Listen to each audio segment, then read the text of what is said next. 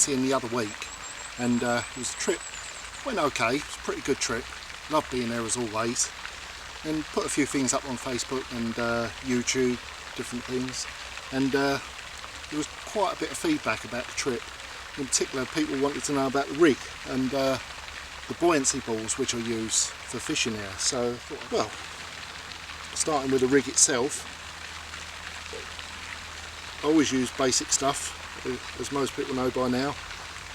Not particularly long rig, but about 10 inches I suppose, something like that, and that is 35 pound coated combi link, which the coating stays on there. I don't take any coating off apart from the hair, and that's just knotless knotted to a size 5 fang twister, and they're 2 air dried 4G squid 20mm on there. Don't have to lose the lead every time, but if you're fishing over snags or dense weed, sometimes it's the better option to lose it. But that's just connected to a leg clip, a weed leg clip in this situation, that comes on one of these Nash leg clip leaders all in one. And this one's a metre long one, and I sometimes use mono leaders, but these are actually a better option. And like I say, it's about a metre long, and that just goes straight to my braid main line. Now that's where the ball is, where most of the interest about this rig seems to stem from. Everyone wants to know about the buoyancy balls. Well, the reason I like using these metre long leaders is, for a start, it keeps the ball at the top of the leader. Now I've just joined the braid straight to that leader, and a little bead stops the ball coming down any further, which stops it messing about with the rig. If you're dropping a bait or even playing a fish, it keeps that ball out of the way. Now I have a bead either side of that ball. The first one is, like I say, to stop it running down onto the leader, and after that the ball can run free up the line. There's another bead above that, and it goes all the way up here, and further down the line I've got a power gun stop knot there. So that is set just over depth of where I'm fishing. So say I'm fishing 10 foot, I would set this at roughly 11 foot. It doesn't have to be precise, it's just got to be a little bit over depth. So say a foot over depth, about 11 foot. So when you drop the lead down to the bottom in 10 foot, the ball rises up to the surface and stops on that knot. Now, one of the plus points of that is it actually acts like a little marker where your rig is, so you can use it to bait up, because it's surprising how quick you drift around on water without knowing it. If there's a little breeze, by the time you've looked around, you look up again and you've drifted 10 metres without knowing it. But the ball is above the rig, so you can use that as a marker to bait up, which is quite handy. But you don't want it on the top permanently, because the trouble with Cassien and places like that, there's always boats, there's pike anglers around, there's pedlos in the summer, swimmers, all sorts. So it'd be a nightmare trying to keep the line on the surface there, like we do at, say, Rainbow or something. So the idea is that you come back to the bank and you sink that ball down under the surface. So once I've got back to the bank, I put the rod on the rest, tighten it down, and as I'm tightening, that ball gradually sinks below the surface. But being buoyant, you can never get it exactly tight. That if you try and tighten it too much, it will end up dragging the lead. So you ain't going to do that anyway. But as much as you can sort of feel that it's tight, there's still that ball coming up off the bottom. And I've actually dived down in sort of 20 foot at Cassien before to see how it actually looks on the bottom, and the ball was actually, I suppose, about 4 foot off the bottom still, even though I tightened it up as much as I could.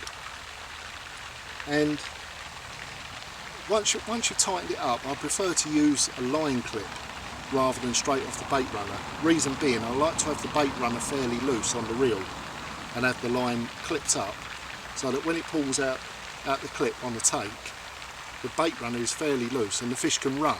And in normal snag situations, you don't want the fish to run, but of course in Cassien, most of the snags you're fishing over are actually quite close to you, down on ledges, and the ball is keeping the line up over tree stumps and down ledges.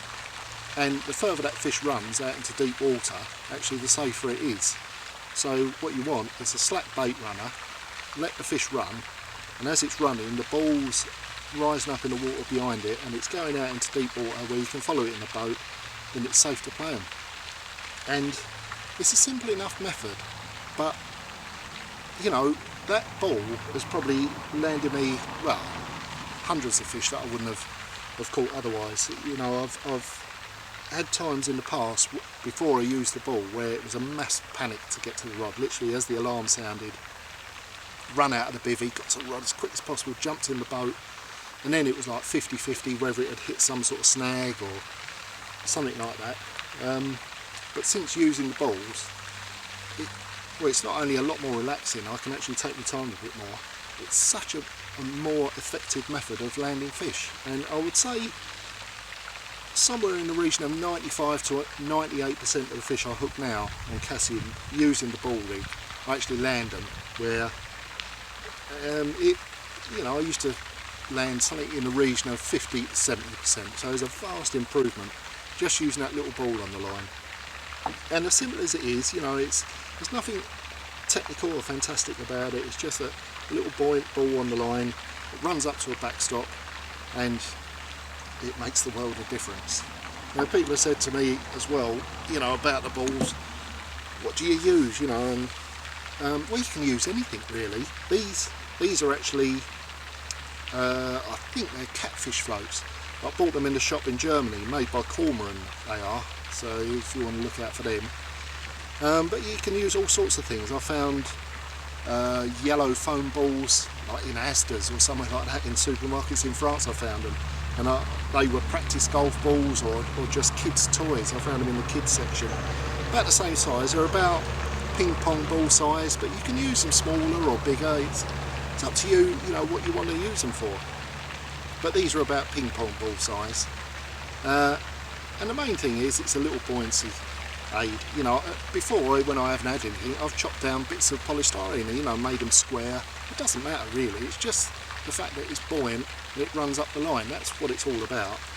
But these are, you know, quite nice, hard, durable little things, so I use these quite a lot. And like I say, all it's got to do is run on the line.